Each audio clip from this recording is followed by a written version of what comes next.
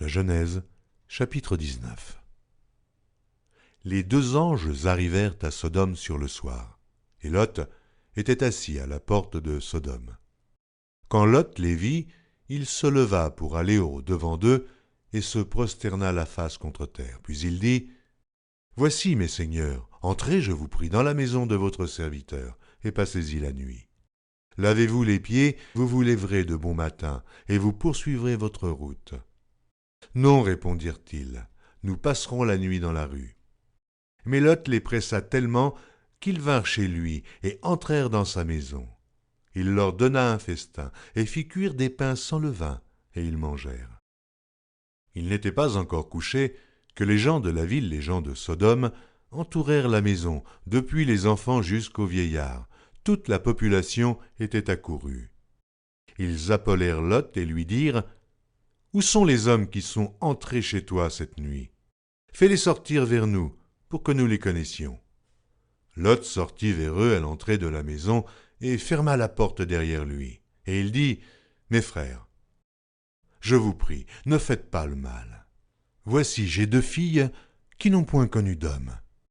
Je vous les amènerai dehors et vous leur ferez ce qu'il vous plaira. Seulement, ne faites rien à ces hommes, puisqu'ils sont venus à l'ombre de mon toit. » Ils dirent : « Retire-toi. » Ils dirent encore : « Celui-ci est venu comme étranger, et il veut faire le juge. Eh bien, nous te ferons pis qu'à eux. » Et, pressant Lot avec violence, ils s'avancèrent pour briser la porte. Les hommes étendirent la main, firent rentrer Lot vers eux dans la maison, et fermèrent la porte. Et ils frappèrent d'aveuglement les gens qui étaient à l'entrée de la maison, depuis le plus petit jusqu'au plus grand, de sorte qu'ils se donnèrent une peine inutile pour trouver la porte.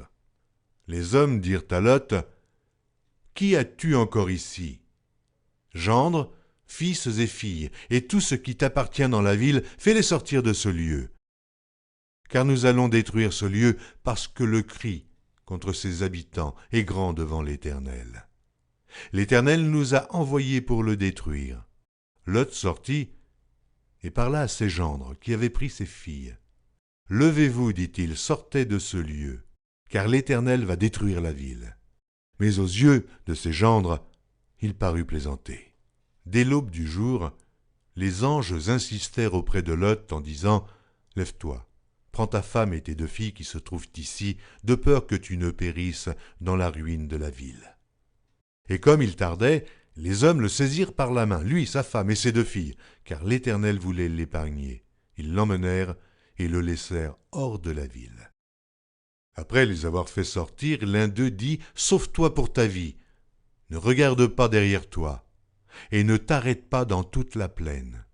Sauve-toi vers la montagne, de peur que tu ne périsses. » Lot leur dit : « Oh non, Seigneur, voici, j'ai trouvé grâce à tes yeux, et tu as montré la grandeur de ta miséricorde à mon égard, en me conservant la vie. Mais je ne puis me sauver à la montagne, avant que le désastre m'atteigne, et je périrai. Voici, cette ville est assez proche pour que je m'y réfugie, et elle est petite, oh que je puisse m'y sauver. N'est-elle pas petite, et que mon âme vive ? » Et il lui dit : « Voici, je t'accorde encore cette grâce, et je ne détruirai pas la ville dont tu parles. Hâte-toi de t'y réfugier, car je ne puis rien faire jusqu'à ce que tu y sois arrivé. C'est pour cela que l'on a donné à cette ville le nom de Tsoar. » Le soleil se levait sur la terre lorsque Lot entra dans Tsoar. Alors l'Éternel fit pleuvoir du ciel sur Sodome et sur Gomorrhe, du soufre et du feu, de par l'Éternel.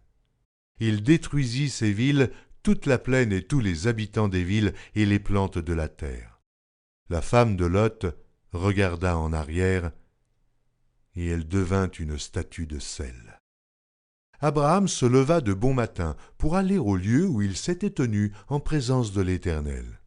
Il porta ses regards du côté de Sodome et de Gomorrhe, et sur tout le territoire de la plaine. Et voici, il vit s'élever de la terre une fumée, comme la fumée d'une fournaise. Lorsque Dieu détruisit les villes de la plaine, il se souvint d'Abraham. Et il fit échapper Lot du milieu du désastre par lequel il bouleversa les villes où Lot avait établi sa demeure. Lot quitta Tsoar pour la hauteur et se fixa sur la montagne avec ses 2 filles, car il craignait de rester à Tsoar. Il habita dans une caverne, lui et ses 2 filles. L'aînée dit à la plus jeune, « Notre père est vieux, et il n'y a point d'homme dans la contrée pour venir vers nous, selon l'usage de tous les pays. Viens, faisons boire du vin à notre père et couchons avec lui, afin que nous conservions la race de notre père. » Elles firent donc boire du vin à leur père cette nuit-là, et l'aînée alla coucher avec son père. Il ne s'aperçut ni quand elle se coucha, ni quand elle se leva. Le lendemain, l'aînée dit à la plus jeune, « Voici, j'ai couché la nuit dernière avec mon père. Faisons-lui boire du vin encore cette nuit, et va coucher avec lui, afin que nous conservions la race de notre père. » Elles firent boire du vin à leur père encore cette nuit-là, et la cadette alla coucher avec lui. Il ne s'aperçut ni quand elle se coucha, ni quand elle se leva. Les 2 filles de Lot devinrent enceintes de leur père. L'aînée enfanta un fils qu'elle appela du nom de Moab. C'est le père des Moabites jusqu'à ce jour. La plus jeune enfanta aussi un fils qu'elle appela du nom de Ben-Ami. C'est le père des Ammonites jusqu'à ce jour.